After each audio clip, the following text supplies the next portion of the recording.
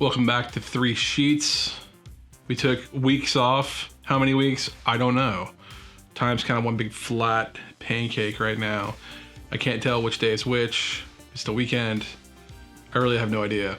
I know my beard has grown out quite a bit, and I'll show some footage right now of the last time I was at a venue, which was St. Vitus in Greenpoint, because either that day or a day around that, I got a haircut and a beard trim, and it was very short. And now it is this monstrosity, whatever this is.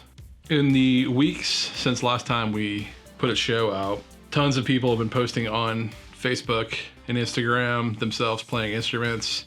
I thought maybe the market was a little bit saturated, but I think there maybe still is a little bit of space for this show, for the diehards.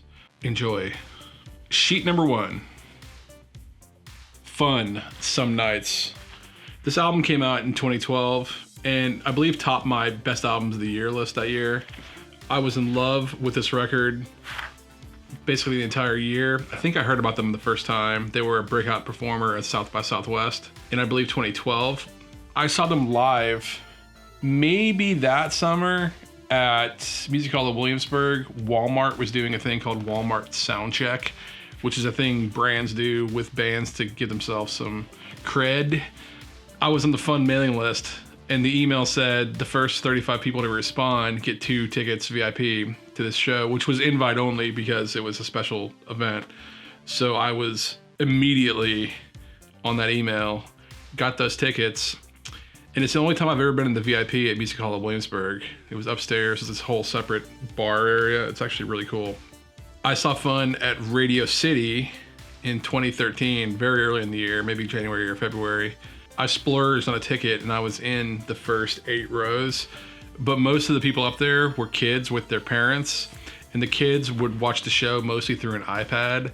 It was also the first time I saw kids kind of like rapid fire social media, so they were like Instagramming and tweeting up a storm.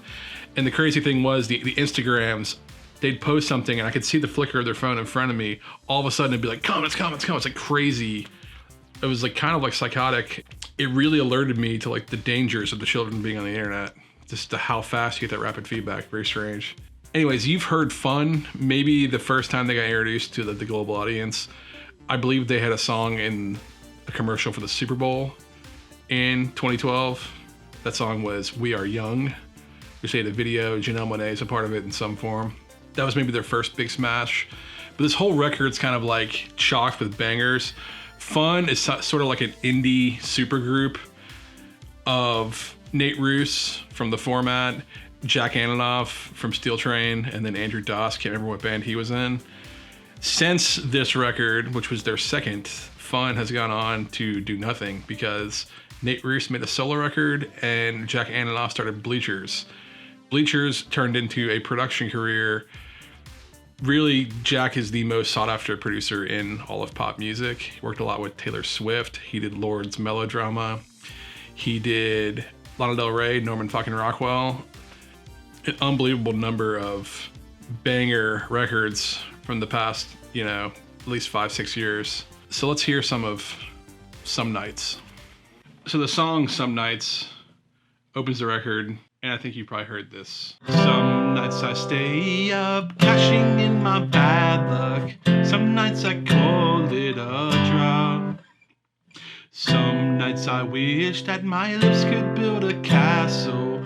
Some nights I wish they'd just fall off. But I still wake up, I still see your ghost. Oh Lord, I'm still not sure what I stand for. Oh, what do I stand for? What do I stand for? Most nights I don't know anymore. Oh,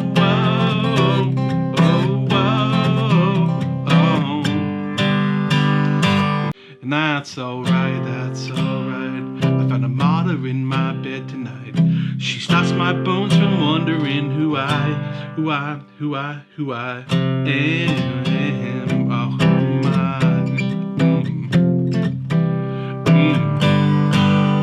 Well, some nights I wish that this all would end, so I could use some friends for a change. And some nights I scared you'll forget me again. Some nights I I still wake up, I still see your ghost. Oh Lord, I'm still not sure what I stand for. Oh, wow, oh, what do I stand for? What do I stand for? Most nights, I don't know. The other smash from this record. Give me a second, I need to get my story straight. My friends are getting the bathroom, getting higher than the Empire State. My lover, she is waiting for me just across the bar. My seat's been taken by some sunglasses, asking about a scar. And I know I gave it to you months ago. I know you're trying to forget, but between the drinks and subtle things, the holes in my apologies, you know, I'm trying hard to take it back. So if by the time the bar closes and you feel like falling down, I'll carry you home tonight. We are young, so let's set the world on fire. We can burn brighter than the sun. Oh, wow. So, Carry On has big Broadway energy. When I woke up to the sound of silence, the cars were cutting like knives in fist fights. And I found you with a bottle of wine. You head through the curtains, a heart like the 4th of July. You swore and said, we are not shining stars. This I know, I never said we are. Though I've never been through hell like that, I've closed enough windows to know you can never look back. If you're lost and alone, or you're sinking like a stone, carry on, oh, may your past be the sound of your feet but on the ground, and carry on, oh, on. Carry on, carry on.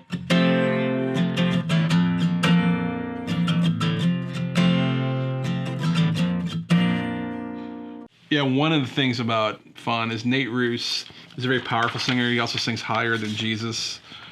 So that's a big allure. And makes all of their songs very anthemic and fun. Sheet number 2. Indigo Girls, Rites of Passage. Indigo Girls are not a group I listen to that often, but every time I hear them, I'm blown away again. Indigo Girls were popular in the early 90s. I mean, they've stayed popular ever since. They've kind of had a constant fan base over that number of years.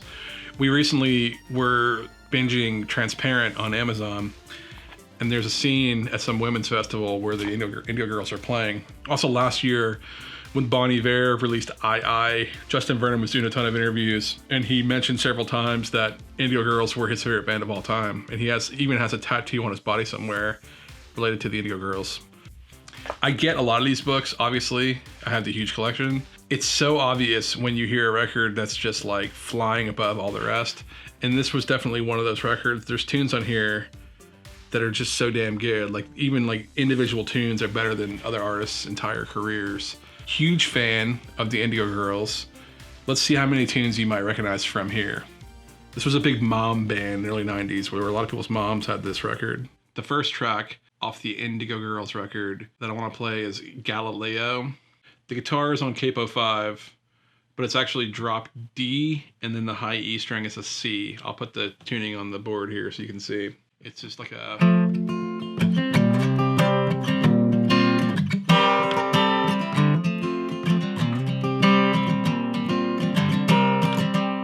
And there's these chords here at the end where it's actually written to play it like this, like...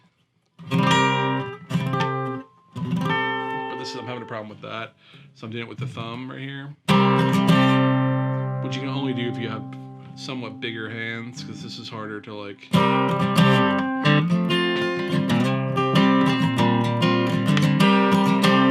That's C.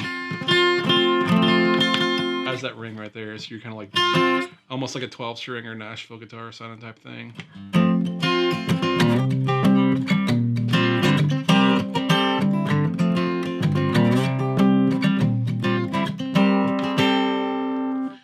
How long till my soul gets it right? Can any human being ever reach the kind of light I call on the resting soul of Galileo, king of night vision, king of insight?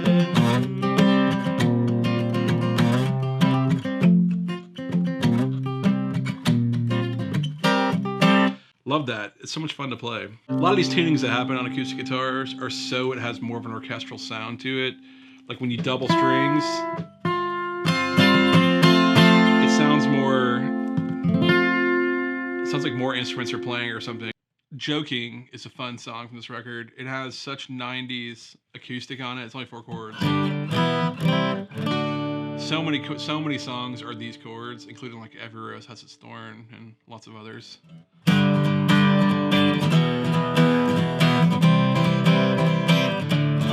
You said the world was magic, I was wide-eyed laughing.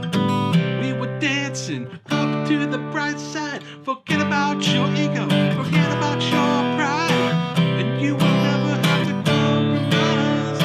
But you were only joking. You were only joking, brother. That's basically the song. I mean, it does more iterations of that kind of stuff, but Airplane is a great tune. The arrangement's just amazing, and I heard it recently, and I was just like, yes, this is great. Up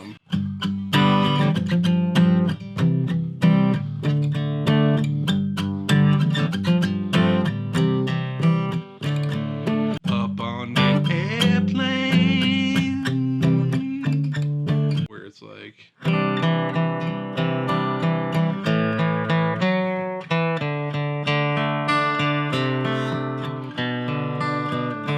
And I'm up on an airplane.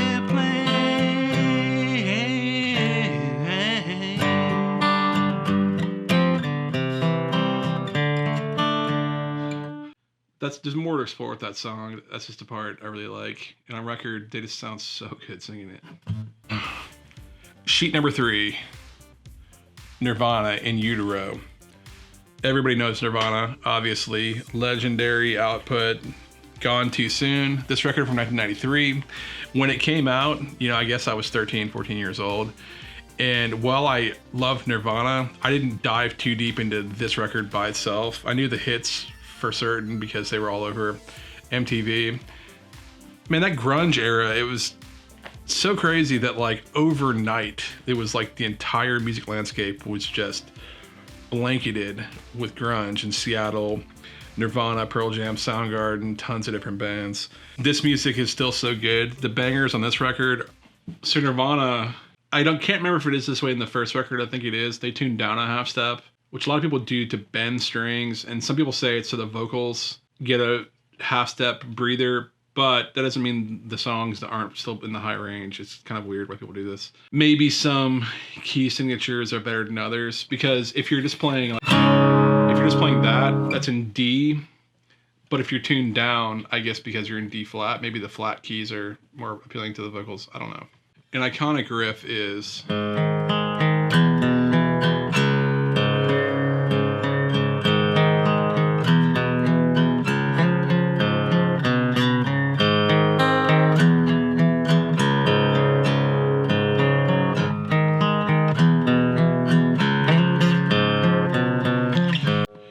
She eyes me like a Pisces when I am weak. I've been locked inside your heart-shaped box for weeks. I was running to your magnet carpet trap.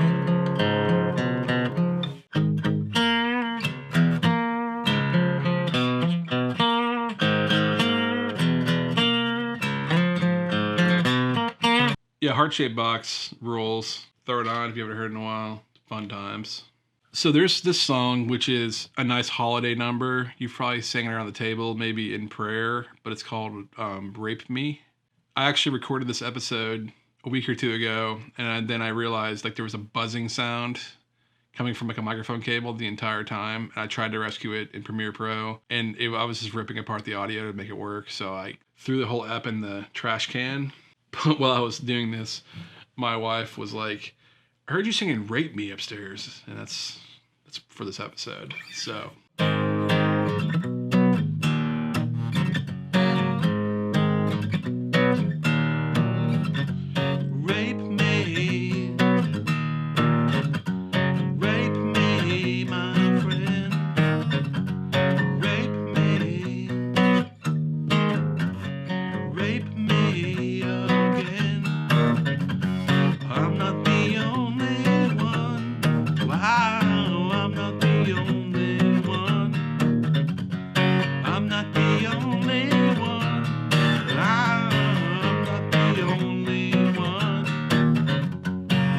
I really love what he does with melody.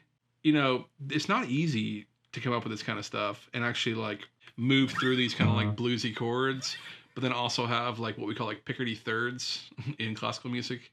Rape me. Rape me, my friend. Harmonic minor. So 1, minor 3, 5, flat 7, minor 7. That's where it's bluesy.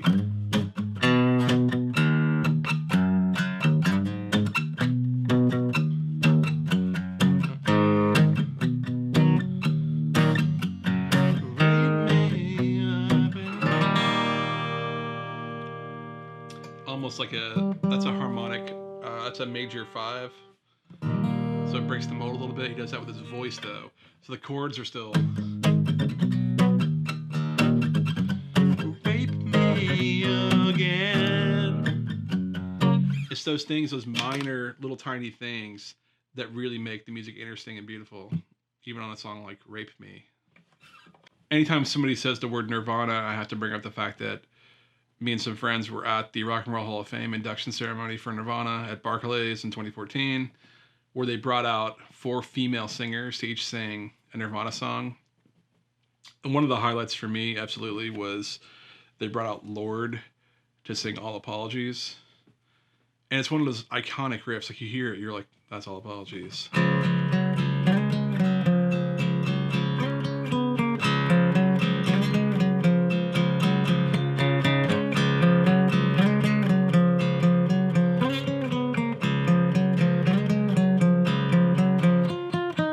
I have to like really, really learn something, and I know this, but like not that well.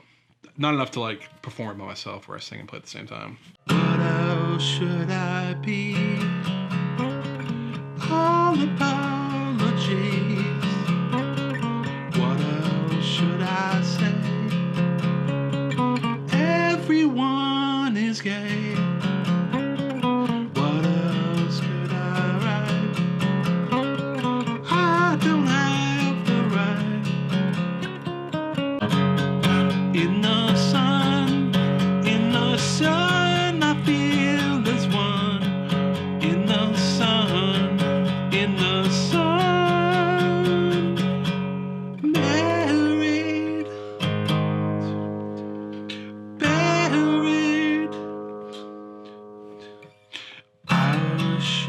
Like you, easily amused. Yeah, this tune is so good. Better than me playing it. Go listen to In Utero or listen to Nirvana Unplugged. These riffs are like just so iconic. So damn good. That's it for this episode of 3 Sheets. Wanted to get back in the routine here a little bit. Pull some more books out of the shelf. We'll do another one sometime soon, I think. This is gonna go on for a long time. I think at first maybe we all thought like, oh, you know, a month or two. And it's kind of like we had all these novelty things we were into that we're like, oh, this is going to be over pretty soon. Like right now, it's kind of like, well, actually, this may go on for a long, long time. Everybody stay safe out there. Everybody find a way to not go insane. If you need to Zoom me or house party me, please do that and we can hang out. Otherwise, I'll see you on social media, in the cloud, or on my phone. We'll talk soon.